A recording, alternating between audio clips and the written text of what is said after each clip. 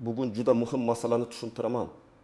Pensionerlarni xonadon tekshirishyapti. Ayrim joylarda mahalla ijtimoiy xodim, hokim yordamchisi yoki boshqa mas'ullar uyma yurib, pensionerning yashash sharoiti, oilaviy holati, daromadi, kim bilan yashayotgani, uyda kim ro'yxatda turgani, yordamga ehtiyoji bor yo'qligini aniqlashyapti. Bu ma'lumot har bir pensionerga, pensionerning farzandlariga, kam ta'minlangan oila sifatida yordam olayotganlarga, yolg'iz keksalarga va nogironligi bor fuqarolarga bevosita tegishli. Agar siz yordam, nafaqa, kompensatsiya, moddiy yordam yoki boshqa ijtimoiy qo'llab-quvvatlashni yo'qotib qo'yishni istamasangiz, nimalarga e'tibor berish kerakligini bilishingiz shart. Hozir ko'pchilik tekshiruv kelsa nima deyman? Uyimda farzandim ro'yxatda tursa yordamim kesiladimi? Pensionerning kartasiga pul tutsa daromad deb hisoblanadimi? Uyda texnika bo'lsa yordam berishmaydimi? deb xavotirda. Men bugun bularni oddiy tilda, misollar bilan tushuntiraman. Kanalga hoziroq obuna bo'ling, videoga like bosing. Chunki bunday ma'lumotni bir marta eshitib qo'yish ham keyin katta muammoning oldini oladi. Avval ko'p masalalar ko'proq mahalla orqali hal bo'lardi. Masalan, pensioner moddiy yordam so'rasa, mahalla raisi, xotin-qizlar faoli, nuroniylar, vakil yoki boshqa mas'ullar uning holatini yaxshi bilsa, hujjatlar yig'ilar, oilaning ahvoli bo'yicha xulosa berilar edi. Kimdir yolg'iz yashasa, kimdir farzandlari bilan yashasa, kimdir kasal bo'lsa, mahalla ko'proq insoniy omil asosida qaror chiqarishga ta'sir qilardi. Hozir esa jarayon ancha tizimlashgan. Ko'p ma'lumotlar elektron bazalar orqali tekshiriladi. Oiladagi a'zolar soni, ro'yxatda turganlar, rasmiy ish haqi, pensiya, nafaqa, avtotransport, kadastrdagi uy-joy, soliq ma'lumotlari, bank orqali tushgan ayrim daromadlar, tadbirkorlik faoliyati, hatto ayrim hollarda nikoh va ajrim holatlari ham tizimlarda ko'rinadi.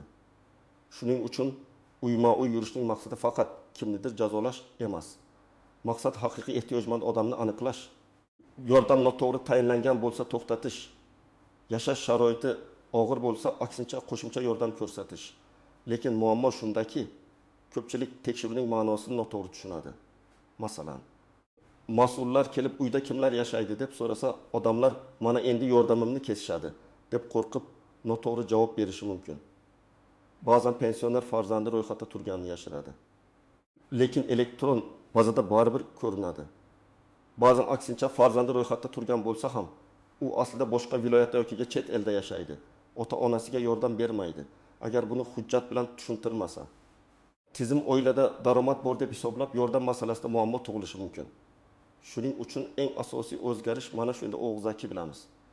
Davri kamayib, hujjat, baza, dalil va real yashash holati birgalikda tekshiriladigan davrga o'tildi. Pensioner uchun eng xavfli narsa tekshiruvning o'zi emas. Eng xavfli narsa ma'lumotlarning chalkashligi. Ro'yxatda boshqa odam turibdi, lekin yashamaydi. Uyda yashayotgan odam ro'yxatda yo'q. Farzand ishlaydi, lekin ota-onaga yordam bermaydi. Pensioner kasal, lekin tibbiy hujjati yo'q. Uy ta'mirlangan ko'rinadi, lekin qarzga qilingan. Bank kartasiga katta pul tushgan. Lekin bu qarz qaytimi yoki to'y uchun yig'ilgan pul bo'lgan. Mana shu holatlar tushuntirilmasa, yordam masalasida xato qaror chiqishi mumkin. Birinchi navbatda yordam olayotgan yoki yordamga ariza bermoqchi bo'lgan pensionerlar e'tiborli bo'lishi kerak. Bu yordam turli ko'rinishda bo'lishi mumkin. Kam ta'minlangan oila nafaqasi, moddiy yordam, nogironligi bor shaxsga beriladigan yordam. Yolg'iz keksaga ijtimoiy xizmat, oziq-ovqat, dori-darmon, kommunal to'lovlar bo'yicha yordam, mahalla orqali beriladigan bir martalik ko'mak. Agar siz shunchaki pensiya olayotgan bo'lsangiz, pensiya mehnat staji yoki qonuniy huquq asosida tayinlangan bo'lsa, uyma-uy tekshiruv pensiyangizni avtomatik kesib tashlaydi degani emas. Pensiya va ijtimoiy yordamni aralashtirmaslik kerak. Pensiya bu odamning yoshga doir, nogironlik yoki boquvchisini yo'qotganlik bo'yicha qonuniy to'lovi. Ijtimoiy yordam esa ehtiyoj, daromad, oilaviy sharoit va boshqa mezonlarga qarab belgilanadi. Masalan, birinchi holatni olaylik. 7 yoshli ona yolg'iz yashaydi. Pensiyasi 1.200.000 so'm. Uy eski. Isitish tizimi yomon. O'zi diabet va qon bosimi bilan doimiy dori ichadi. Uning 3 farzandi bor, lekin biri Rossiyada, biri Toshkentda ijarada, biri esa o'z oilasi bilan alohida yashaydi. Farzandlari ro'yxatda onasining uyida turishi mumkin, lekin amalda onaga muntazam pul bermaydi. tekshiruv kelganda ona farzandlarim bor deb qo'rqib qolmasligi kerak. Ha, farzandlarim bor, lekin men bilan yashamaydi. Mana dori xarajatlarim, mana kommunal to'lovlarim, mana yashash sharoitim deb aniq tushuntirish kerak. Agar farzandlar alohida yashayotganini tasdiqlovchi ma'lumot bo'lsa, masalan, ijara shartnomasi, ishlash joyidan ma'lumot, chet elda ekanini tasdiqlovchi hujjat, mahalla dalolatnomasi bular yordam beradi. Ikkinchi holat. Oldin 8 yoshli ota pensiya oladi. Turmush o'rtog'i ham pensioner. Ikkalasi bir uyda yashaydi. O'g'li, kelini va ikki nabrasi ham shu uyda yashaydi. O'g'li rasmiy ishlaydi. Oyiga 4 million so'm maosh oladi. Kelin ham tadbirkor sifatida faoliyat yuritadi. Uyda avtomobil bor. Yangi maishiy texnikalar bor. Bunday holatda davlat bu oila haqiqatan ham eng og'ir ahvoldami deb tekshirish tabiiy. Bu pensionerlar pensiyasidan ayriladi degani emas. Lekin ehtiyojmandlik asosida beriladigan ayrim yordamlar qayta ko'rib chiqilishi mumkin. Chunki oilaning umumiy daromadi va yashash sharoiti inobatga olinadi. 3-holat. Pensioner ayolning nomida 2 ta uy bor. Biri o'zi yashayotgan eski uy, ikkinchisi esa merosdan qolgan, lekin yaroqsiz yoki qishloqda bo'sh turgan uy. Tizimda 2 ta ko'chmas mulk ko'rinadi. Shunda mas'ullar sizda mulk bor ekan deyishi mumkin. Bu yerda pensioner darhol tushuntirish berish kerak. Ikkinchi uy yashashga yaroqlimi? Ijaraga berilganmi? Daromad keltiryaptimi? Ulushi to'liq o'zinikimi yoki merosxo'rlar bilan bo'linganmi? Agar uy xarob bo'lsa, kadastr hujjati, foto, mahalla dalolatnomasi kerak bo'lishi mumkin. Chunki qog'ozda mulk borligi bilan amalda daromad borligi har doim bir xil emas. 4-holat. Pensionerning kartasiga bir oyda 10 million so'm tushgan. Tekshiruvda bu daromad sifatida ko'rinishi mumkin. Aslida esa qizi davolanish uchun qarz pul yuborgan yoki nevarasining kontrakt uchun pul vaqtincha o'tkazilgan yoki qo'shnisi kartadan foydalanib turgan. Mana shu juda katta xato. Men doim aytaman, pensionerning kartasidan begonalarning pul aylantirishi juda xavfli. Chunki keyin meniki emas edi deyish qiyin bo'ladi. Agar kartaga muntazam katta pul tushsa, tizim buni daromad deb qabul qilishi mumkin. Shuning uchun yordam olayotgan pensionerlar o'z kartasini boshqalarga ishlatishga bermasin. Farzandlar ham ota-onasining kartasidan savdo, pul o'tkazma, qarz oldi berdi uchun foydalanmasin. Kim xavotir olmasligi mumkin. Agar sizning ma'lumotlaringiz to'g'ri bo'lsa, yashash holatingizni yashirmasangiz, yordamni qonuniy asosda olayotgan bo'lsangiz, tekshiruvdan qo'rqish shart emas. Aksincha, tekshiruv sizga foyda ham berishi mumkin. Masalan, ilgari yordam so'ramagan pensionerning ahvoli og'irligi aniqlansa, u ijtimoiy xodim nazoratiga olinishi, dori-darmon, reabilitatsiya, oziq-ovqat, uyda parvarish xizmati yoki boshqa ko'mak bo'yicha ro'yxatga kiritilishi mumkin.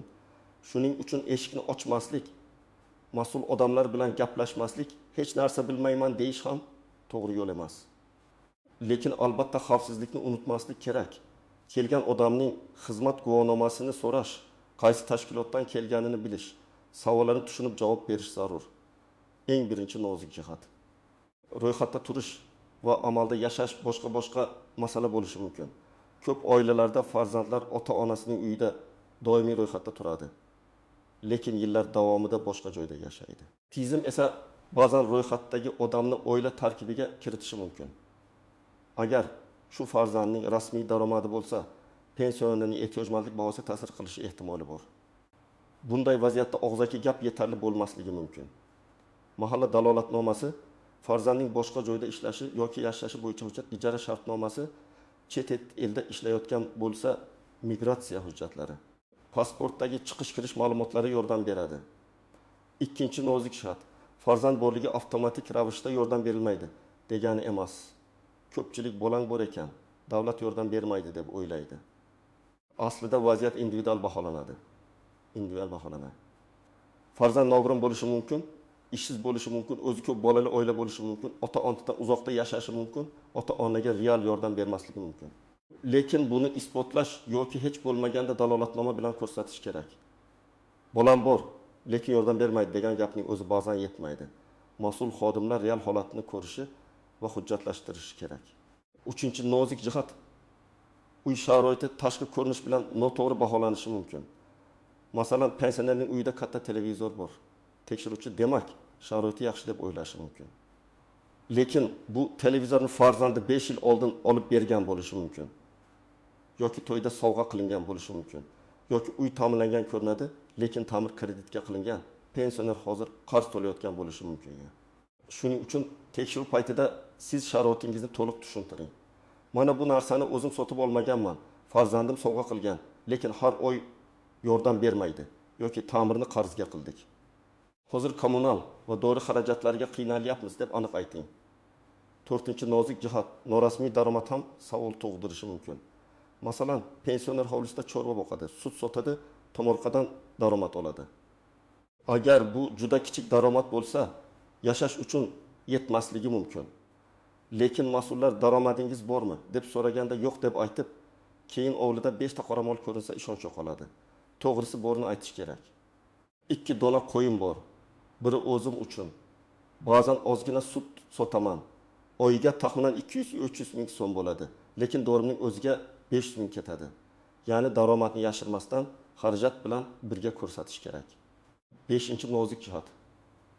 Qarindoshlar yuborgan pul. Farzand oyiga 500 ming yoki 20 million so'm yuborsa, bu yordam sifatida ko'rilishi mumkin.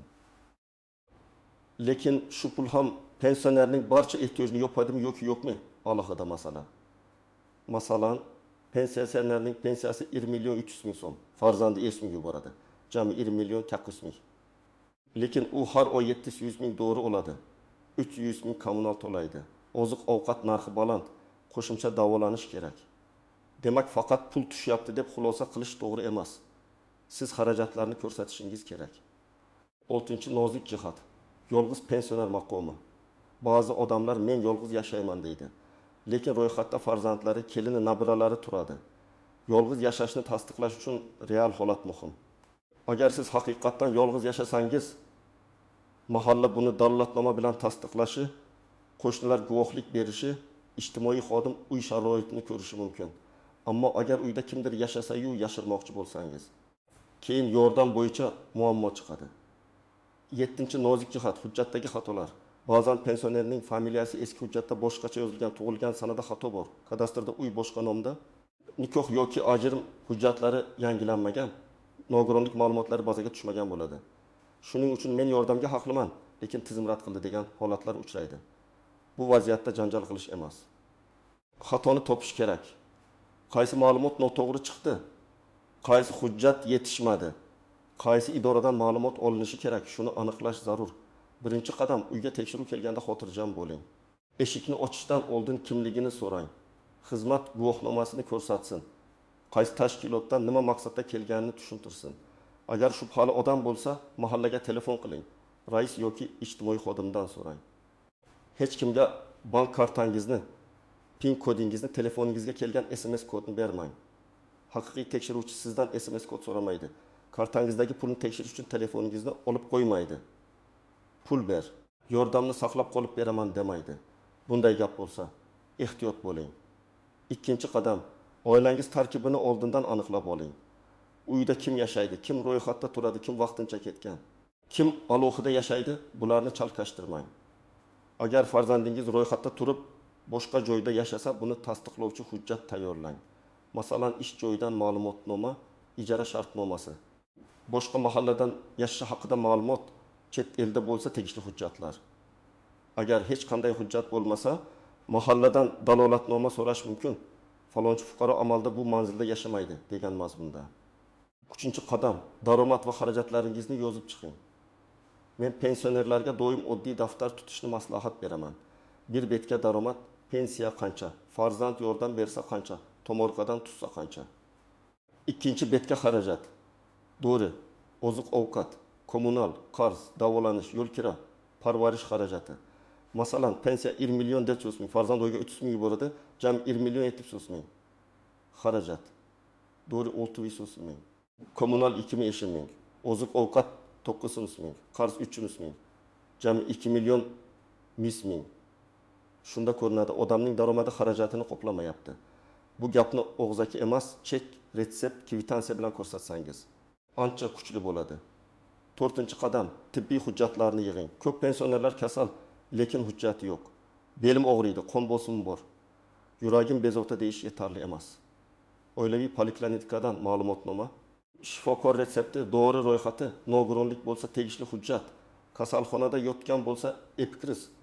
Tahlillar natijasi bularni alohida papkaga solib qo'ying.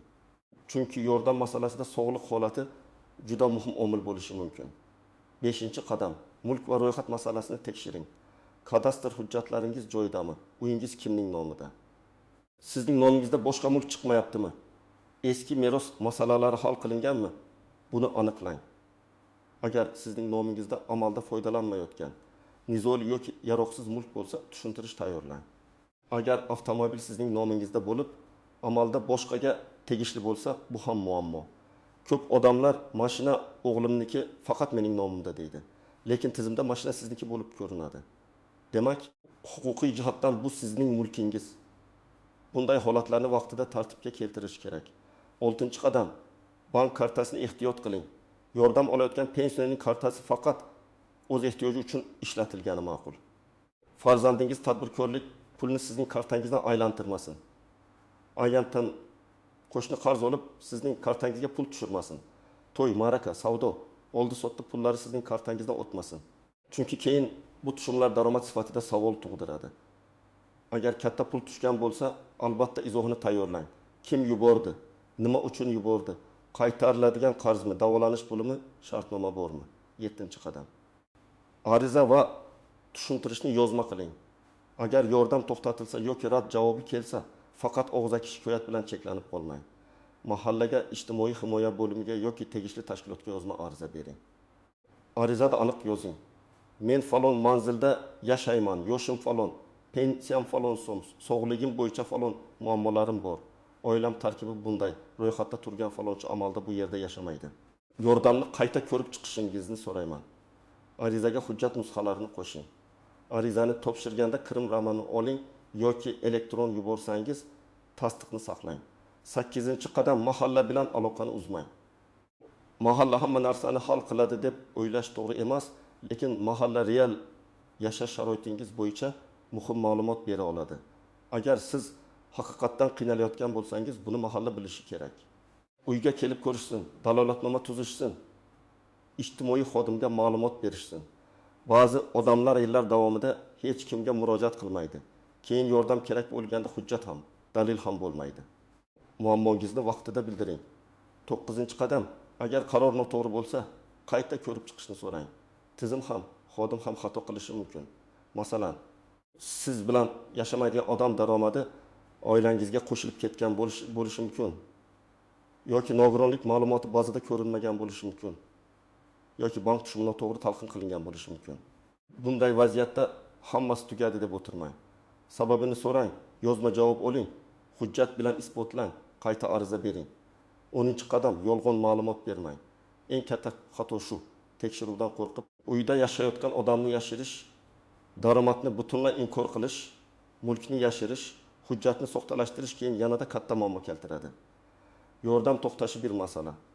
Ortiqcha to'langan pulni qaytarish talabi chiqishi ham mumkin. Shuning uchun eng xavfsiz yo'l haqiqatni aytish, lekin haqiqatni to'liq va dalillar bilan tushuntirish. Yana bir muhim maslahat. Farzandlar ota-onasining holatini nazorat qilsin.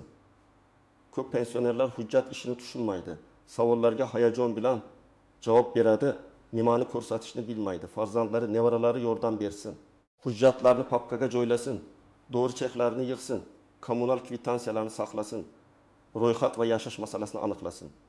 Lekin farzandlar bir narsani unutmasin, agar ota-onangiz yordam olayotgan bo'lsa, ularning kartasidan o'z pul aylanmangiz uchun foydalanmang. Ularning nomiga mashina yoki biznes rasmiylashtirmang. Keyin bu ota-onangizning ehtiyojmandlik holatiga ta'sir qilishi mumkin. Demak, xonadon tekshiruvdan qo'rqish kerak emas, lekin unga tayyor bo'lish kerak.